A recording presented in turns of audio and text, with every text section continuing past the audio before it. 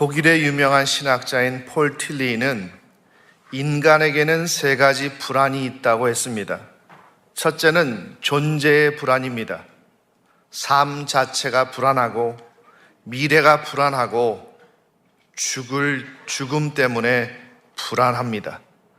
둘째는 도덕적인 불안입니다. 죄책감에서부터 오는 불안. 죄인인 인간에게는 그래서 평안이 없습니다. 셋째는 영적인 불안입니다. 영적 공허가 누구에게나 있습니다. 허무하고 공허함을 느끼는 것, 이 불안이 우리 인간에게 있는데 이 모든 것의 중심이 바로 죄의 문제라고 합니다. 우리가 만나는 여러 가지 문제의 깊은 내면을 보면 죄 때문에 그런 일들이 벌어진다는 것을 깨닫습니다. 정신병원에 입원하고 있는 환자의 절반 정도는 자기가 진정으로 용서받았다는 것을 알게 되면 퇴원할 수 있는 사람이 된다고 임상보고도 나와 있습니다. 용서받지 못한 감정도, 남을 용서하지 못하는 마음도 모두가 죄입니다. 이런 죄책감, 억울함, 분노, 원망, 원한은 또 갖가지 질병을 만들어낸다고 합니다. 우리 사회도 죄 용서의 선언들이 없으면 해결할 수 없는 갈등이 계속 이어집니다. 오늘 본문을 통해서 주님께서 오늘 나도 정죄하지 아니하노라 외침을 듣고 이 죄의 문제를 어떻게 해결해야 하는가를 오늘 본문에서 찾아보려고 합니다. 오늘 본문에서 예수님께서는 정죄지향적인 우리 인간의 본성의 악함을 직면케 하셨습니다. 우리가 어떤 인간인가를 보여주신 겁니다. 여러분, 성전이 어떤 곳입니까? 교회가 어떤 곳입니까? 자신의 죄를 자백하고, 예전의 성전은 짐승을 잡아 자기 대신 속죄물로 바치며 죄사함을 위해 예배드리는 곳이 바로 성전이었습니다. 그런데 이곳의 사람들을 정죄하기 위해서 몰려왔습니다. 성전에서는 하나님을 대면한 곳이기에 내 죄의 문제가 더 심각하게 느껴져야 정상 아닙니까? 그런데 남 걱정할 때가 아니라는 겁니다. 남의 죄 문제를 이야기하고 손가락질하는 마음은 전혀 성전에 모하였거니와 선생은 어떻게 말하겠나이까. 아멘. 그들의 눈에는 하나님이 안 계신가 봅니다. 오늘 본문을 보아도 우리 인간은 이 정죄지향적인 본성을 갖고 태어나서 항상 자기 자신보다는 남을 판단하고 지적하는 것이 바로 습관화되어 있습니다. 가정은 서로 이해하고 용서하고 사랑이 넘쳐 평안한 곳이 아닙니까? 그런데 요즘 TV에서도 보면 부부 사이의 그 대화가 검사와 범죄인의 논쟁 같습니다. 자녀와 부부와의 대화도 마찬가지고 대화의 주제는 늘 이거 아닙니까? 누가 잘못했는지 판가름하자. 학교는 진리를 배우는 곳이라고 우리는 알고 있습니다. 근데 요즘 학교에서도 교수님이 잘못했는지 학생이 잘못했는지 여기저기 현수막이 걸려있고 항상 다툰다는 것이 어제 교사 세미나에 오신 교수님의 이야기를 들어도 학교 분위기가 어떻게 변했는지 알 수 있었습니다. 정치한다는 것은 여러분 그야말로 나라와 민족과 국민을 위해서 내가 어떻게 봉사할까, 이것을 고민하는 사람들이 정치를 하는 사람들입니다. 어떻게 행복한 나라를 만들까 고민하고 찾아내는 것이 그들의 역할입니다. 그런데 국회는 마치 재판장 같습니다. 늘 상대당의 죄에 대해 지적하는 데 정신이 없습니다. 여러분, 오늘 본문에서 보았듯이 사람들이 죄사함의 성전마저도 정죄의 법정으로 만드는 그런 이유가 무엇입니까? 왜 인간은 이렇게 정죄지향적인 성향으로 이 본성이 있는 것입니까? 왜 이토록 인간은 남을 정죄하는 것에 정말 기쁨을 누립니까? 심리학자들이 그 이유를 이렇게 설명합니다. 자신의 추악한 죄성을 스스로 가리는 가장 쉽고 효과적인 방법이 남을 정죄하는 것이라고 생각하기 때문이라고 이야기했습니다. 자기 죄를 숨기려고 다른 사람의 죄에 대해 질책함으로써 자신은 그런 사람과 전혀 상관없는 경건한 사람임을 드러내는 행위가 남을 정죄하는 행위라고 말합니다. 프랑스의 정신의학자 폴 트로니에는 그가 쓴 강자와 약자라는 책에서 인간은 두 부류로 나눌 수 있다고 이야기합니다. 한 부류는 강자요, 다른 부류는 약자다. 그런데 이 강자가 누구냐면 자신의 나쁜 면을 감추기 위해 좋은 면을 과시하는 사람이 바로 강자다. 근데 약자는 삶의 도전이 너무 당황한 나머지 자신이 감추어야 할 약점을 자신도 모르게 드러내는 자들이 바로 약자다. 그런데 우리 삶을 살 때는 이런 강자의 모습과 약자의 모습이 다 나타난다는 겁니다. 상태가 좋을 때는 강자의 모습이 나타납니다. 아주 거룩한 모습만 드러내려고 합니다. 그런데 상태가 안 좋으면 자신도 모르게 숨겨져 있던 죄성이 드러난다는 말입니다. 폴 트루니에는 결론을 이렇게 짓습니다. 남을 정죄하길 좋아하는 사람은 대부분 숨기고 싶은 자신의 죄가 많은 사람이다. 그들은 스스로의 양심의 정죄를 벗어나기 위해 자기가 심판자나 법관 행세하며 자신의 죄를 숨기고 있다는 겁니다. 죄가 많아지면 정죄지향적인 성향이 짙어지는 사회로 변화된다는 것이 그의 책의 결론입니다. 결국 이런 정죄지향적인 성향은 하나님까지, 선하신 하나님까지 정죄합니다. 오늘 본문에서 그들이 바로 예수님을 정죄하지 않습니까? 우리 6절 한번 읽어볼까요? 6절. 그들이 이렇게 말함은 고발할 조건을 얻고자 하여 예수를 시험함이러라. 예수를 죽일 꼬투리를 잡으려고 했다. 이 말입니다. 이들의 원래 목적이 바로 그 음행하다 잡힌 여인을 예수님께서 데려온 이유가 예수님을 정죄할 목적이었다는 겁니다. 죄인들은 그들을 용서하시고 심판하시려 이 땅에 오신 예수님을 정죄합니다. 여러분, 왜 예수님을 그렇게 인간들이 싫어하고 정죄하여 십자가에 못 박혀 돌아가시게 하셨습니까? 결론은 간단합니다. 자기들의 많은 죄를 감추기 위해서. 당시 바리새인과 서기관들이 죄를 시인하고 회개하면 다른 사람들보다 경건한 척, 차별성과 분리성이 치명적인 상처를 받기 때문에 정말 그들은 그렇게 할 수가 없습니다. 그래서 그들은 자신들의 위선의 죄를 감추고 싶어서 남들을 막 정죄하는 겁니다. 죄 없는 예수님마저 정죄하려고. 왜? 예수님이 그들의 죄를 드러내니까 입막음을 하기 위해서 성전까지 와서 예수님께 이 여인을 데리고 와서 예수님을 정죄하기 위해 시험한 것이 바로 오늘 본문 말씀입니다. 여러분, 예수님은 우리의 이런 의도를 잘 알고 계십니다. 예수님 앞에서 우리는 우리 죄를 숨길 수가 없습니다. 이미 예수님은 우리의 체질을 다 알고 계신다고 성경은 나와 있습니다. 이 말은 어머니가 아기 냄새만 맡아도 기저귀 갈 때가 됐구나 알듯이 우리의 죄성과 연약함을 다 알고 계신다고 말씀합니다.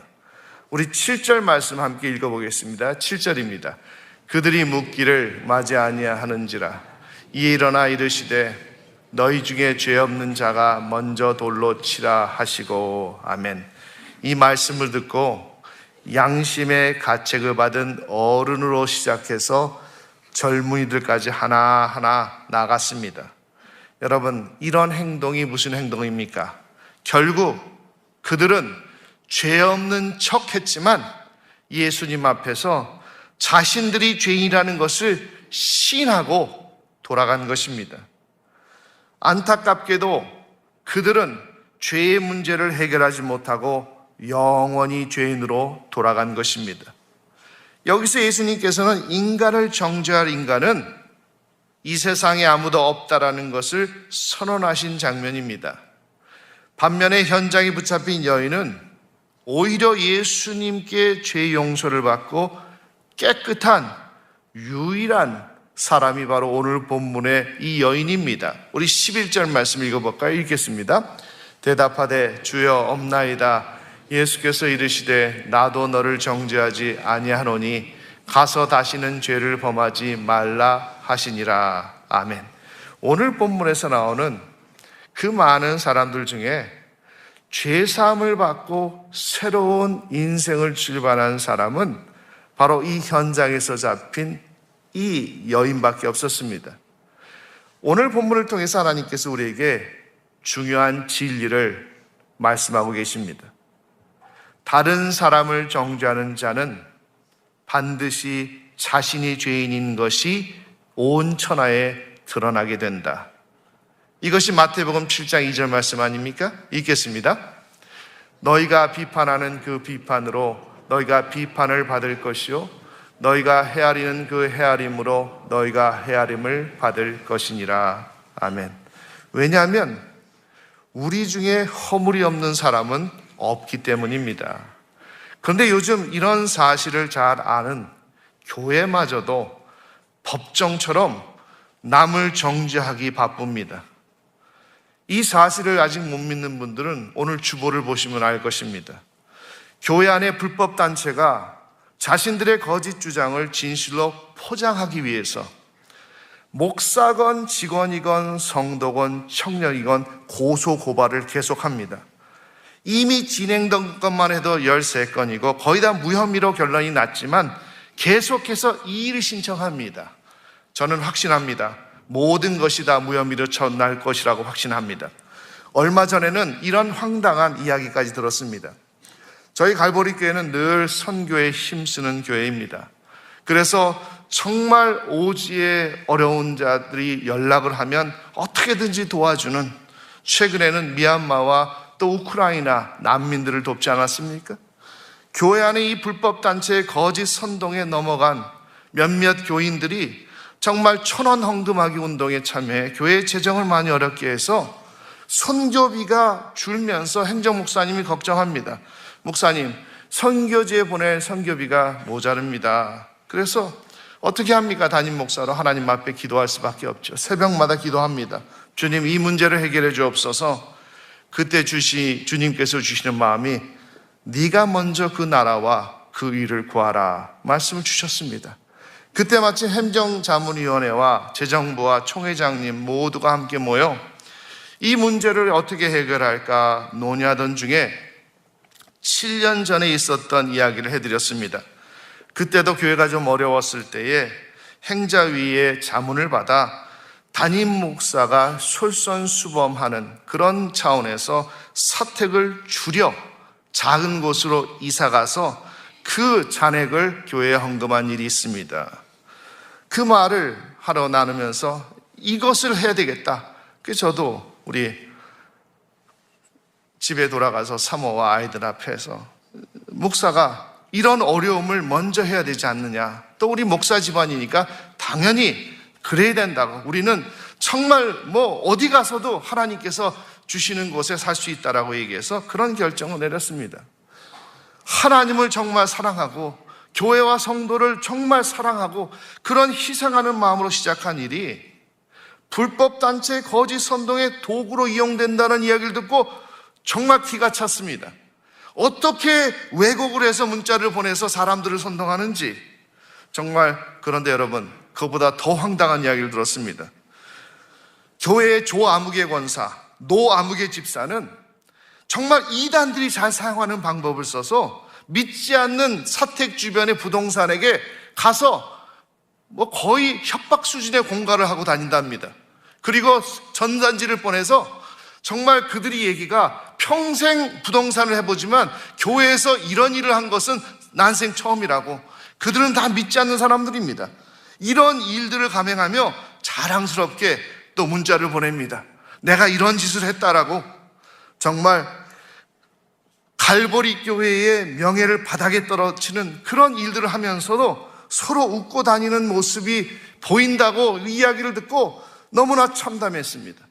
어떻게 하나님의 자녀인 성도가 하나님의 지상 명령인 복음 전파의 길을 막아서고 아무런 죄책감도 없고 하나님의 징계에 대한 두려움도 없이 그런 말들을, 행동을 할 수 있을까?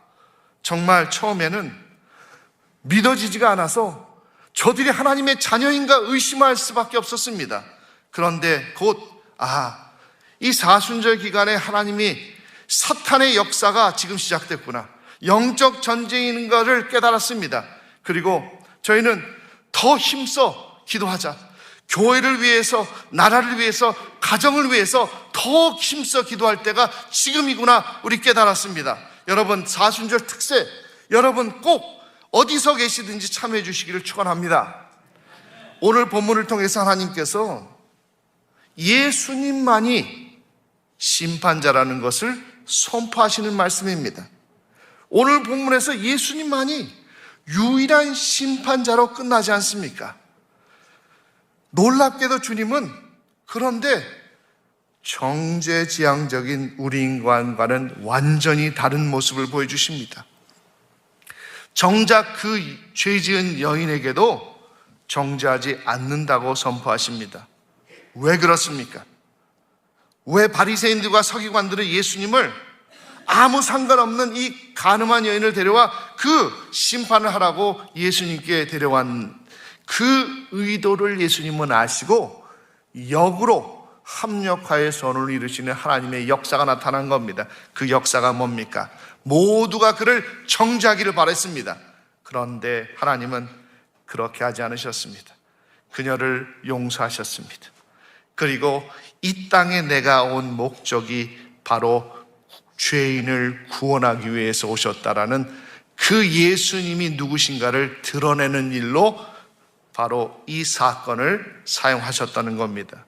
여러분, 예수님은 누구십니까? 누가복음 5장 32절 말씀 함께 읽어보겠습니다. 내가 의인을 부르러 온 것이 아니요 죄인을 불러 회개시키러 왔노라. 아멘. 여러분, 이런 예수님께서 이 땅에 오신 이유, 죄인을 구원하러 오셨다, 이 말이 뭔지 아세요? 죄인과 내가 하나가 되었다는 겁니다. 죄인의 운명과 예수님의 운명을 하나로 만드시기 위해서 이 땅에 오셨다. 오늘 본문의 예수님은 이 여인의 운명을 자신의 운명으로 받아들였습니다. 그리고 십자가에 그 여인과 모든 인류의 죄를 짊어지시고 죄사함을 위해 돌아가시지 않습니까?